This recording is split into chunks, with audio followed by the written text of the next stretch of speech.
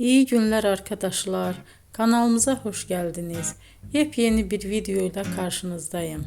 Elçin Sangu ve Barış Ardus'tan yepyeni karelerini sizler için düzenleyip video haline getirdim ve sizlere sunuyorum.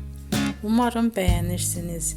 Elçin Sangu ve Barış Ardus Kiralık Aşk dizisinde birlikte rol almış ve herkes tarafından çok beğenilmiştiler.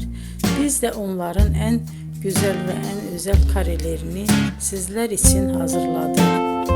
Videoların devamını istiyorsanız kanalımıza abone olup sona kadar izlemeyi unutmayın. Hoşça kalın. Bizden bu kadar.